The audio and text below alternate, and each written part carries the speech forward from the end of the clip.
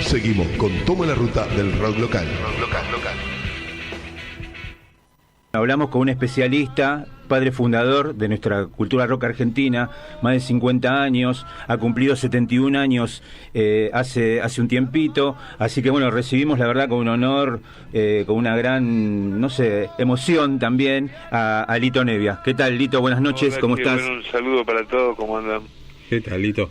Está muy bien. Está. Bueno, escuchábamos justamente el bohemio, ¿no es cierto? Vamos un poquito para atrás para empezar el camino, ¿no? Tus padres te pasaron un poder de vocación muy grande, ¿no? O sea, como que tenías que estudiar, componer música, hacer cosas originales. Claro, porque es lo que se vivía en mi casa desde que yo nací. Así que para mí fue un privilegio, fue una suerte, ¿viste? Porque ahí tantas veces me encuentro con gente que se dedica o se quiere dedicar a la música o a alguna rama del arte y siempre tiene el problema familiar, que la familia le dice, bueno, pero antes tenés que estudiar otras cosas, qué sé yo. Y bueno, acá mis viejos tenían una certeza conmigo y además les encantaba la idea que yo me pudiera dedicar a lo mismo que hacían ellos. Yo era hijo único y ellos se dieron cuenta de chico que yo tenía condiciones, oído, voz, esto, aquello y lo otro. Así que yo a los 5 años andaba de aquí para allá tarareando y conocía ya un repertorio de canciones que eran medio insólitos para la edad que yo tenía, ¿no es cierto? Y creo que eso fue la cosa que me marcó, porque yo después no paré nunca, hasta el día de hoy, quiero decir, por eso soy un tipo que siempre está tratando de hacer cosas nuevas y tocar y moverse de aquí para allá. Eso es lo que me gusta con la música, la química que se da y la interacción que vos le vas metiendo en la medida que pasa el tiempo y vos vas teniendo otra madurez y un horizonte distinto al comienzo, ¿no? Claro, y aparte lo más interesante, que las enseñanzas no estaban relacionadas a una esperanza de dinero, de fama, era así, sino solamente la vocación de ser uno. Claro, ¿así? no existía eso, digo, porque hoy en día está bien, digo, que lo viva o lo piense así, está bien, no lo critico en definitiva, pero quiero decir, cuánta gente hoy en día ven que el pibe a lo mejor le gusta jugar al fútbol y lo mandan aquí, allá, o al tenis, pero pensando en que sea una figura internacional y no solamente por la satisfacción, sino relacionado con el dinero que dejan esos primeros puestos hoy en día, por ejemplo, con el deporte y con la música, lo mismo. Acá no, acá, es más, mis viejos eran súper conocidos y de mucho conocimiento musical, pero eran unos bohemios infernales. Toda la vida vivimos en una pieza, en una pensión, sin baño, no teníamos un mango, pero no se vivía infelicidad por esta orfandad material, ¿me entendés? Eran los tiempos así, muy pocos músicos podían vivir de su música en Rosario en esa época, y hoy en día también pasa lo mismo, así que a mí no me asombraba nada, y a mí me fortaleció mucho criarme de esa manera, hasta que me fui de mi casa a los 16 años, que me vine a probar más suerte acá a la capital, pero bueno, yo tenía 16 años, pero en algunos aspectos parecía que tenía 30 por la noche vivida, ¿me entendés? En las otras cosas no, era normal, un chico de 16 años que recién está aprendiendo asuntos, ¿no? Claro, también lo interesante es que, bueno, que tu padre también siempre al escuchar un disco tuyo te decía que estaba bien, pero ¿qué es lo próximo que vas a hacer? O sea, que impulsó también al Lito a seguir y a seguir. ¿Es así? Era lo que dicen, no jodido, pero en otro lugar te dicen, mi viejo no dejaba que te durmieras y mi vieja tampoco, pero el que era más hincha de vos tenés que hacer esto, hacer lo otro, era mi viejo. Mi viejo, por ejemplo, tenía frases que eran como mandatos, ¿viste? Que decía, si vos no haces algo original, no hagas nada, no te dediques a la música. No sirve para nada que vos copies o seas parecido a alguien que ya hizo algo. Y bueno, yo me lo tomé muy en serio eso. Y es más, yo hoy en día, que me gusta la música de todo el mundo, de los géneros que vos quieras, porque soy muy abierto y por eso me interesa el tema de la fusión y todo eso que hemos hecho, que hacemos, de cualquier manera siempre aprecio a los músicos que yo les encuentro algún detalle compositivo o en su voz o en la manera de interpretar el instrumento que es original. Claro. Después hay miles de músicos en el mundo que tocan muy bien, que técnicamente pueden hacer maravillas, que pueden leer, dar la vuelta a una partitura, que es decir, que pueden realizar con destreza el aspecto técnico, pero es muy difícil tener un estilo. Esos compositores que vos decís, este tema es de tal tipo, este tema es del, qué sé yo, vos escuchás un tema de Jobim, o de Stevie Wonder, o de Burt Bacharach, y decís, ese tema es de tal, y te das cuenta. Bueno, eso es bastante difícil. Claro. ¿Qué tal, Lito? Gustavo te saluda. Hola, vos decís que, o sea, tenías la intención y la premisa de tus viejos de que vos siempre buscar algo, o sea, la personalidad en las cosas. ¿Y cómo era eso con tanta influencia musical? ¿No caías en tratar de imitar? Te estoy hablando en la juventud, en la niñez, ¿no? Te entiendo. No, porque, mira, yo te voy a contar cosas que no vas a poder creer. Nosotros, como no teníamos un mango en mi casa, no teníamos tocadisco. Claro.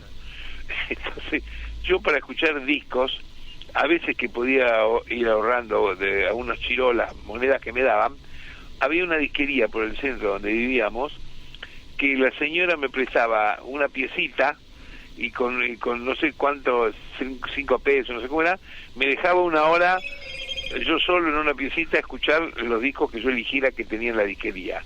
Entonces, bueno, yo de esa manera entraba un día, pero una vez por semana podía hacerlo porque tampoco tenía para estar todos los días. Entraba y a lo mejor ponía un disco de Chico Hamilton, un disco de Jerry Mulligan, un disco de los Tin Tops, un disco de Neil Sedaka, lo que fuere. Pero no existía el criterio de que yo tengo que tocar como ese, tengo que tocar como el otro. Yo lo que hacía, a mí eso me motivaba. Y después, ¿qué hacía? Me iba a mi casa y empezaba a tararear, a improvisar y a buscar yo inventos. Por eso mi viejo no decía al comienzo que yo componía. No existía que dijéramos yo soy compositor, ni yo soy productor. No existía eso.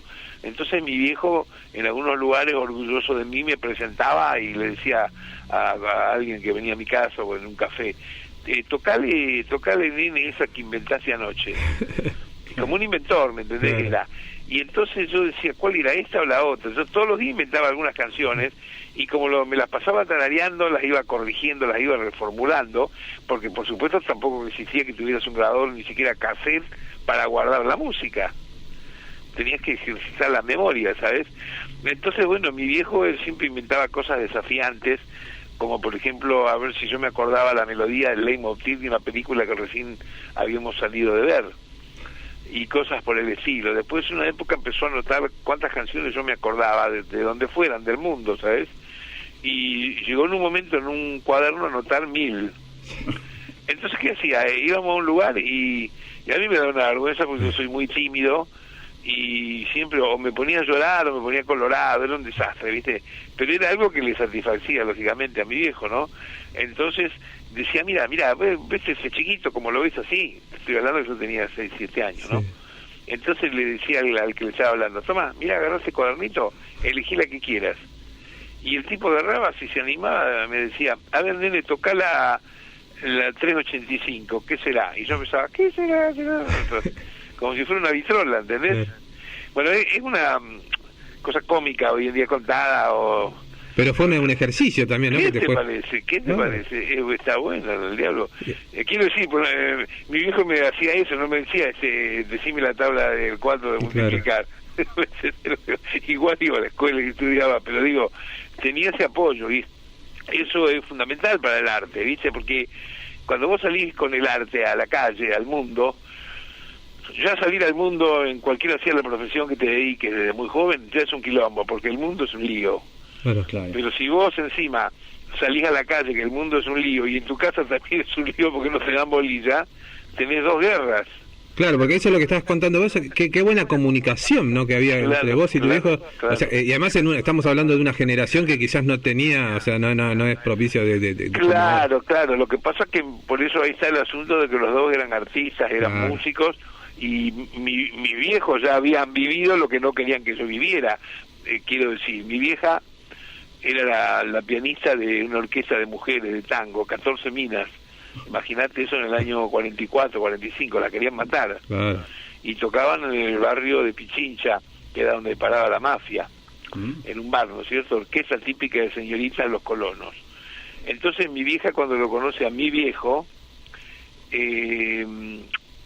para irse a vivir juntos, se escapa una madrugada por la ventana de la casa, porque si no el padre la ahorca, cosas así, ¿entendés? Claro. Y mi viejo también se tuvo que escapar de su casa porque mi abuelo, su papá, que habían llegado de Italia al puerto de Rosario, como llegaban todos los inmigrantes, o italianos o españoles, era carbonero, y tenía una carbonería. Por supuesto que le iba bien al Tano ese, a mi abuelo, porque no había gas en esa época. Claro. O sea que el dueño de la carbonería era un tipo que tenía un buen negocio. Y quería que mi viejo fuera carbonero o lo que sea, pero nada que ver con la música. Entonces parece que a veces le pegaba con un revén, que no sé qué carajo, ¿viste? Bueno, y bueno, yo no he tenido, como están viendo por lo que cuento, contacto con familiares, ni abuelos, ni nada. Siempre en mi vida fue con mi papá, mi mamá y yo, hijo único, los tres como tres bohemios girando aquí para allá, ¿no? Con este recorrido, sí, que estamos haciendo fugaz, a veces por el tiempo, fuiste un actor vivo de los años 60, o sea, participaste activamente. ¿Crees que los años 60 fueron la adolescencia del mundo? No, me parece que son etapas que van pasando, qué sé yo, es muy difícil que después de una cosa tan fuerte que vino para la juventud, ¿no es cierto? Vamos a poner toda la cantidad de cosas que aparecieron en esa época, bueno, los Beatles, lógicamente, todo el rock, después todo lo que siguió con el rock, Hendrix, eso, aquello y lo otro, más todo el auge del cinema nuevo en Brasil, el Mayo francés, el Che Guevara, qué sé yo, la cantidad de cosas que aparecieron en ese momento. Es imposible que después, a los 3 años, aparezca otra cantidad de cosas. Esas cosas sientan un precedente y son realmente durante, qué sé yo, un siglo o lo que sea, son como únicas, como son un punto de partida, un punto de motivación. Luego la vida, el mundo sigue andando y siguen apareciendo otras cosas, pero muchas de las cosas están influenciadas de ese formato, porque el formato de ese tiempo, al no haber nada, es un formato muy sólido, muy original. Cuando nosotros empezamos a ensayar los temas, suponte con Los Gatos, no había ningún grupo que hiciera lo que hacíamos nosotros, canciones propias, menos cantados en nuestro idioma y eso. Entonces, bueno, nosotros la luz que teníamos para adelante era sacar los temas, tocarlo y salir para adelante, nada más. No había que, esto suena mejor que el otro, suena peor, tengo que tocar como aquel. No existía eso, que hoy en día, por ejemplo, hay. Por eso también hoy en día ocurre que de pronto pasás por una radio y escuchás 8 cosas y 6 son parecidas. Claro. ¿No? Claro, es verdad, es verdad. Lo que sí, Lito, bueno, a los oyentes le decimos, y es así que se puede corroborar, siempre tuvo una actitud para defender la libertad de las obras, rescatar los trabajos creativos de artistas a los cuales se le cerraron puertas. Siempre fue así, fue tu ímpetu inicial tener esa defensa férrea de tus derechos, de tus canciones. Sí, bueno, pero además lo único que hago es transmitir lo que he luchado toda mi vida, que es como me he educado, ¿entendés? Así es como me crié yo, y yo creo en eso, creo en la defensa de tu obra, en tu cosa, en que nadie tiene que cambiarte absolutamente nada. Está bien, después el negocio y los tiempos han cambiado y te encontrás pila de gente que son como títeres o que son, qué sé yo, productos, como le llaman ahora, jabones, pero no tiene nada más que ver que con la conciencia del que lo quiera hacer. Nadie te obliga, nadie te hipnotiza. Pero si yo tuviera que decirle a alguien, lo que digo, mirá, vos tenés que hacer tu música, pase lo que pase.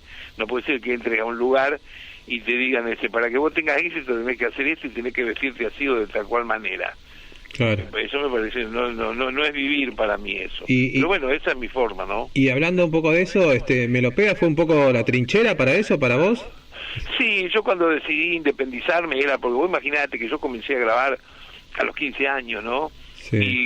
Y a los 20 ya tenía grabado, no sé cuántas grabaciones había hecho, ya como sesionista, tocando con orquesta, solo, cantando Los Gatos Salvajes, después Los Gatos, y cuando terminó todo eso, yo tenía 21 o 22 años, quise continuar, no solamente grabando con distintas formaciones y bajo mi nombre solo, y sí pude grabar el disco, pero ¿cómo era la cuestión? La cuestión era que querían que grabara un disco por año, un disco cada 2 años, Y yo no soy una clase de artista para hacer eso. Yo cuando leo por ahí que aparece algún artista diciendo de que ahora sale un nuevo disco, que hace 5 años que no saca un disco, la verdad que yo no entiendo qué hace esos 5 años la persona, porque, qué sé yo, es aburrido, salvo que no le guste, pero yo soy un apasionado de esto, entonces yo necesito grabar 3, 4, 5 discos al año, y no estoy controlando si por el rating o la venta o la inversión o lo que sea, un disco va a tapar al otro.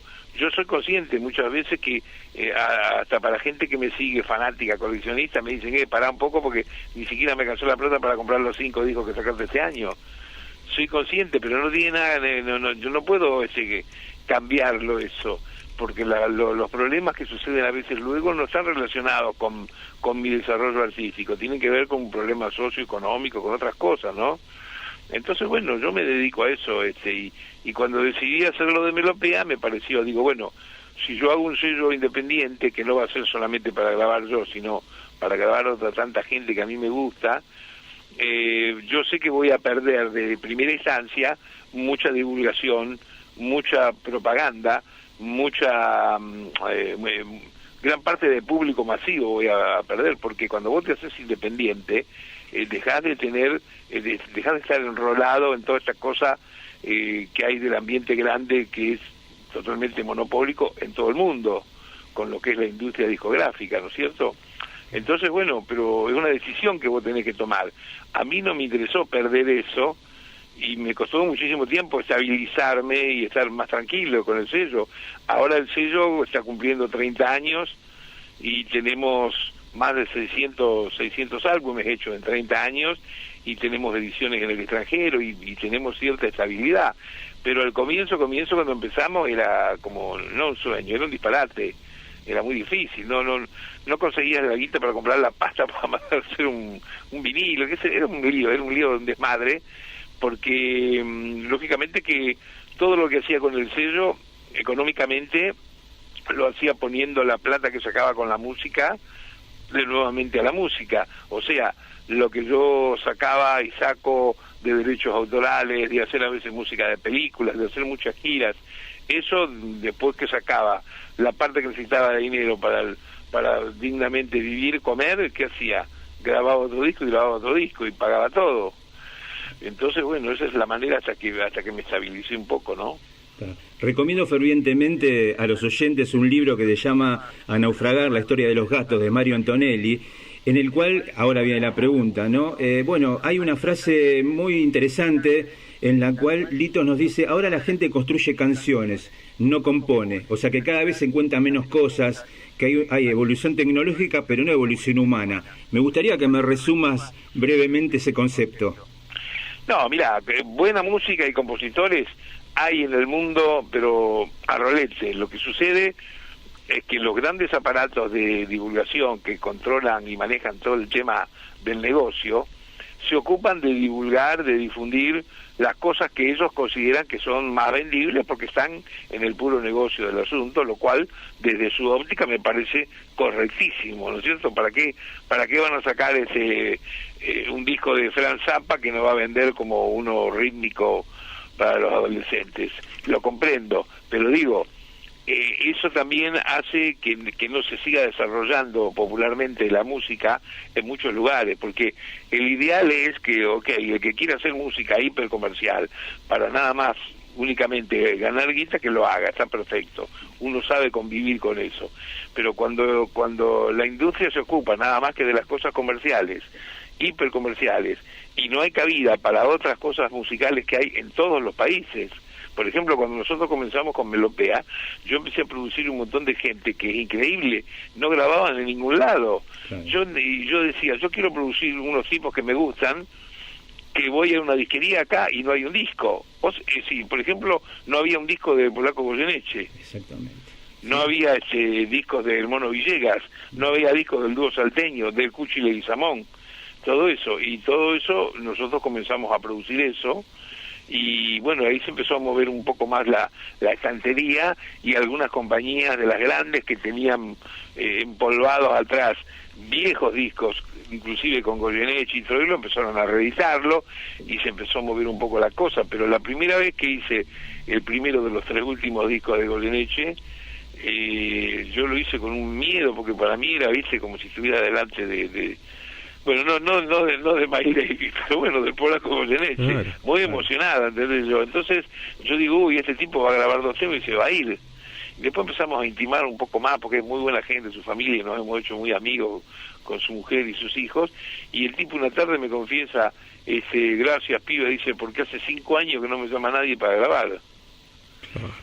Polaco Goyeneche, imagínate. Entonces digo, hay una cantidad de cosas que cuando el negocio se exagera y se acelera, se descuidan otras cosas, y a mí no me parece bien eso. Yo creo que debería la industria tratar de llevar en el mismos andariveles toda la cantidad de cosas. Primero porque no toda una sociedad tiene el mismo gusto musical.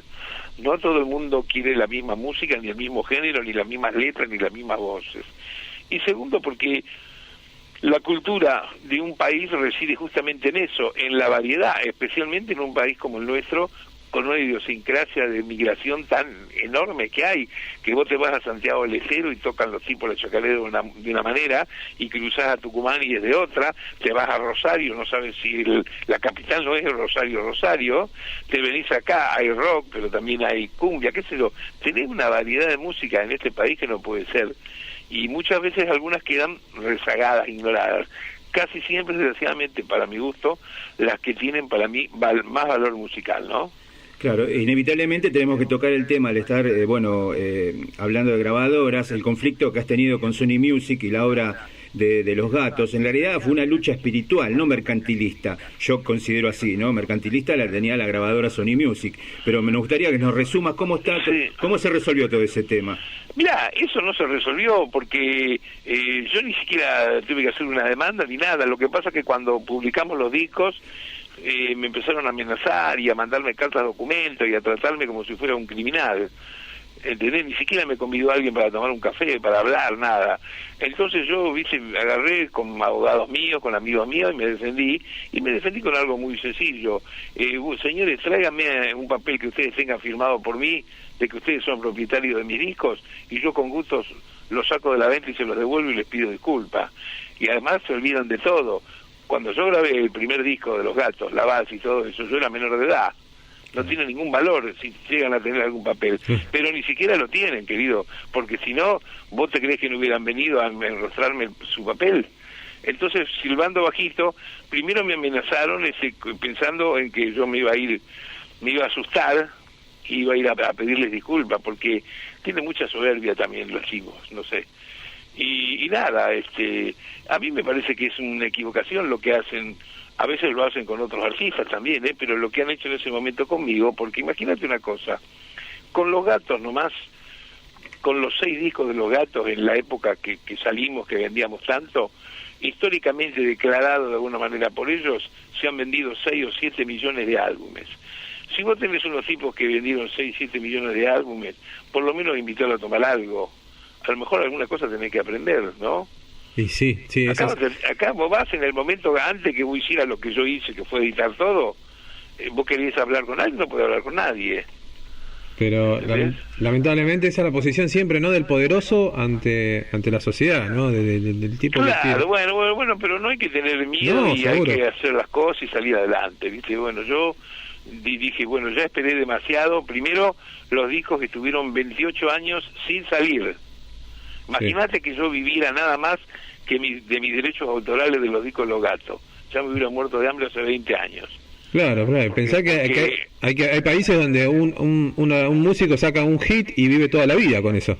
Claro, pero digo, cuando después no te sacan los discos, claro, no los reponen, vos ya no cobrás regalías, no cobrás derecho autoral, y tampoco salís a tocar eso, porque los discos están como en el recuerdo.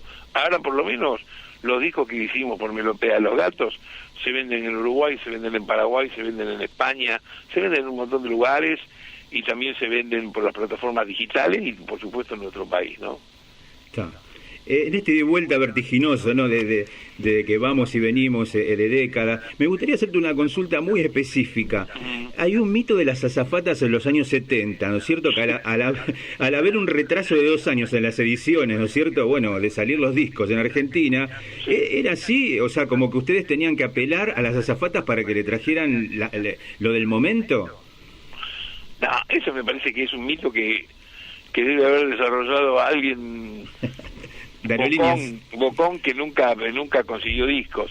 Nosotros conseguíamos discos como hoy día también, qué sé yo, hay un amigo mío que se fue hace 15 días a España, me dijo te traigo algo y ya le encargué 2 discos ya, cuando llega el lunes me los da. Digo, existían esos recursos porque realmente ni en esa época ni ahora mucho menos no se editaba todo el material de tantas cosas que nos gustaban. Te quiero decir, si vos querías tener por ejemplo un disco, te digo, de Jethro Tull o de los Kings o el Manfred Mann, ponele, a lo mejor salía uno pero no salía el siguiente y el otro año tampoco.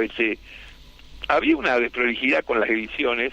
Hay muy pocas bandas que salieron todos sus discos, todo su historial, que casi también eso está relacionado con el que vendía más. Ok, los discos de los Beatles se vendían mucho, todos salían todos, ¿entendés?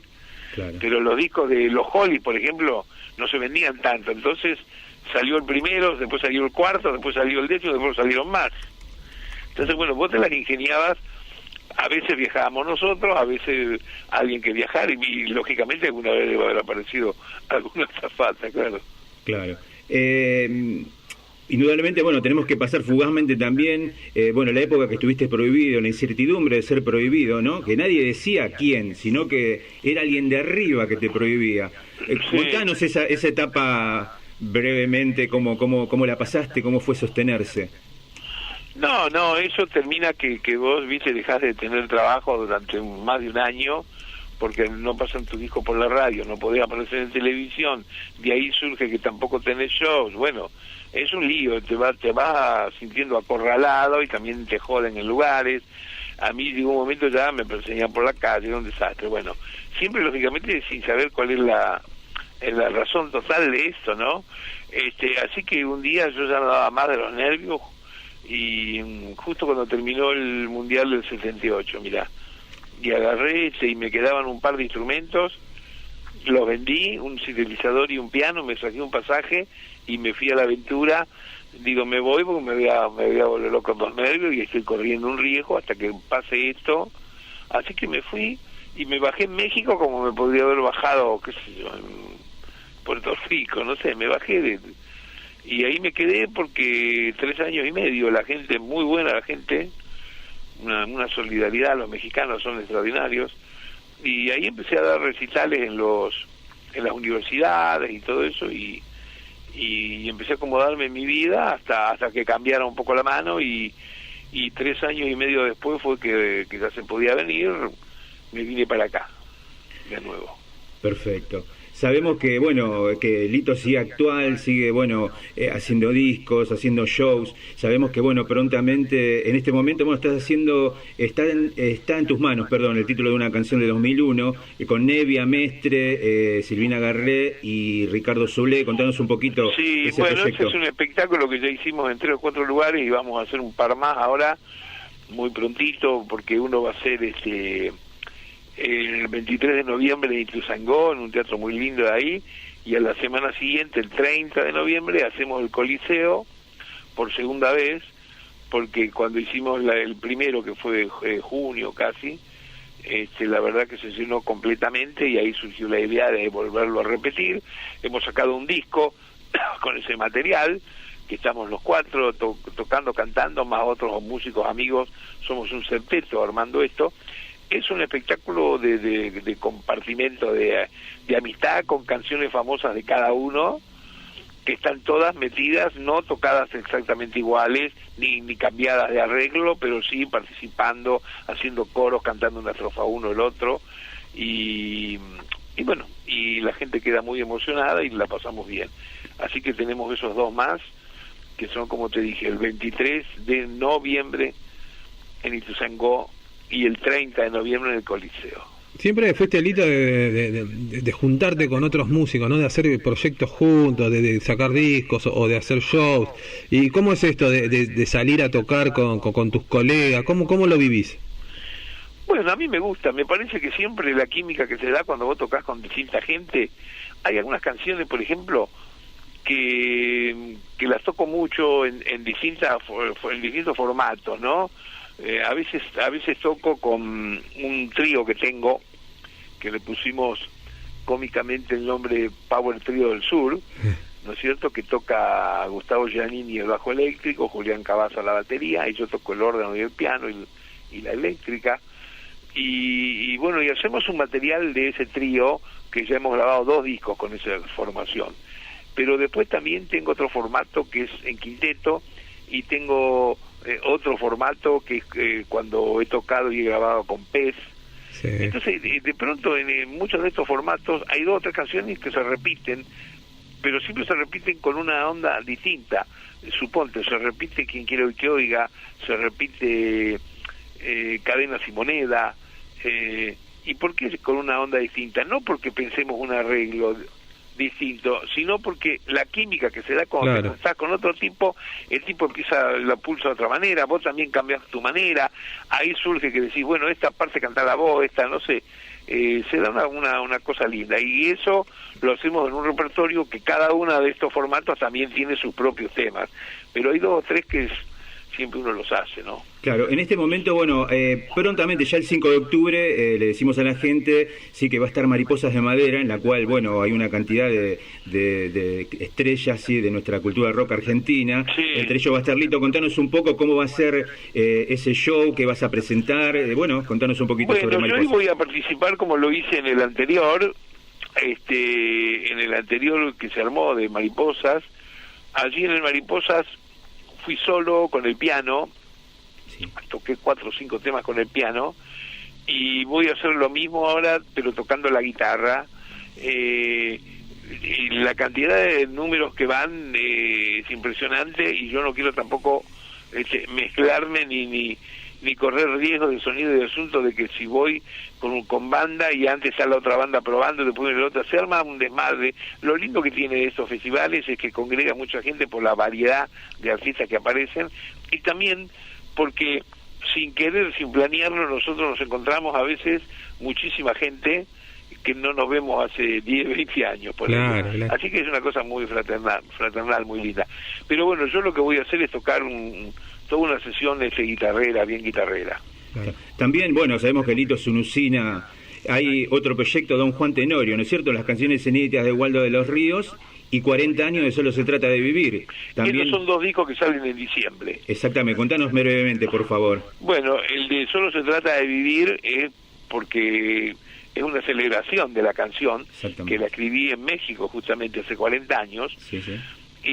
Pero el de cualquier manera, el disco es un disco nuevo, lo único que incluye como cosa, como rarity, incluye la versión de la canción a las 5 o 6 horas que la escribí en México, que es una versión que yo no la tenía, pero un amigo mío hace un par de años viajó para México, y un día se le ocurrió irse hasta la ciudad donde yo cuento que escribí la canción, y que la estrené a las 6 o 7 horas en una pequeña sala. Esa ciudad es Aguascalientes. Entonces ese amigo mío se fue hasta ahí y pidió hablar con el director de la universidad, y le dijo, mire, yo soy rosarino, allí hay un artista que vino por acá, y cuando le dijo mi nombre, el director le dijo, pues sí, el señor Lito Nevia, venga, lo llevó a una discoteca enorme, y le sacó una cinta con el recital completo, grabado de la consola, con un sonido que te desmadras, y se lo copió para que me lo trajera. Entonces yo armé con 4 o 5 canciones de ese álbum, de esa tocada en vivo del 79, le grabé en febrero de ese año otra media docena de canciones, y la celebración es esa, es juntar temas que son grabaciones inéditas del 79 con temas nuevos del 2019, pero lo hice con el criterio de que por la mezcla y los instrumentos que uso suene todo que si no estás mirando la ficha técnica, no te das cuenta si pasaste del en vivo en 79 o del estudio en 2019. Claro, qué interesante ese trabajo, o sea, te genera un movimiento, ¿no? Una cosa también de retrospectiva, ¿no? De volver a eso. Sí, y además, mira qué bien que suena la cinta que me dieron. La verdad que nunca pensé en mi vida que iba a poder tener eso, ¿viste? Porque yo escribí la canción y la toqué hasta las 2 de la mañana en una casa de estudiantes donde nos paramos a dormir, y al otro día me fui a probar el sonido y enseguida que empezó el recital la toqué ahí. Claro. ¿Y cómo es eso de una canción que nació en un momento de inspiración o de ganas, que se todo cómo transformó en un himno, ¿no? Porque realmente es un himno bueno, de pero la cultura. nunca sabes eso. Claro, digo, pero hoy ¿cómo lo ves en todos esos 40 años? Bueno, yo creo que esta es una canción que yo no encuentro la explicación, pero es una canción muy sentida y que desde que la hice y la estrené tiene el don de gustar, porque la noche esa que la estrené le dije a la gente, miren, hace unas 10 horas escribí esta canción y me la mandé ahí. Yo tocaba solo, tocaba una parte con el piano que había en el teatro y otra parte con la guitarra que yo llevaba, ¿no? Claro. Y les digo, miren, esta es la canción que escribí, y cuando la terminé de tocar, la gente me dijo, tóquela de nuevo. Claro. Y después que pasaron 3 o 4 canciones, otro dijo, toque de nuevo la nueva canción. Me la hicieron tocar como 5 veces. Y vos ya tenías ahí la tranquilidad que no te iban a pedir más la balsa, te iban a pedir esa canción, ¿no? Sí, pero viste que es muy raro, porque está bien cuando te piden la balsa o lo que sea, algo que ya es conocido, vos le encontrás... Claro, pero esa pegó el toque. Pero ese era el estreno, no está ni el disco, no hay nada. Así que bueno, eso fue un anuncio.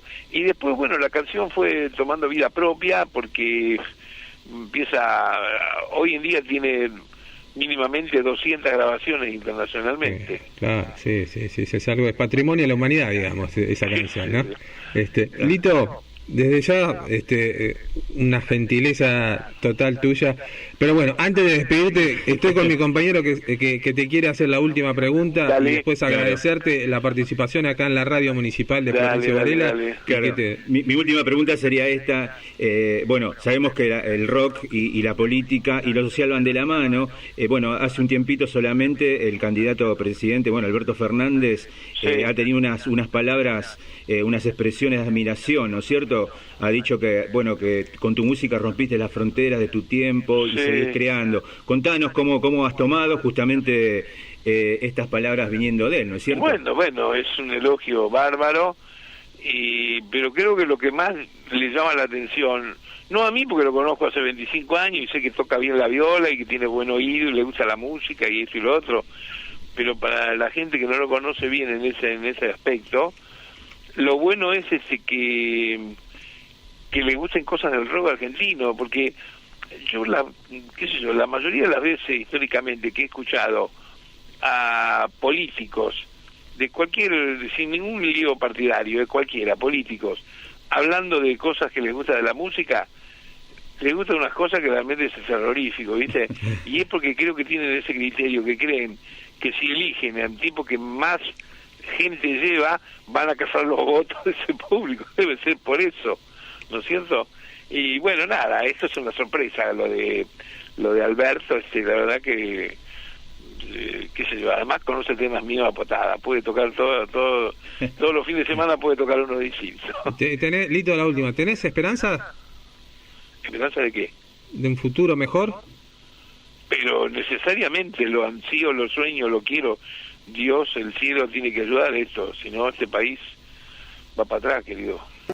Toma la ruta del rock local y descubrí una aventura musical.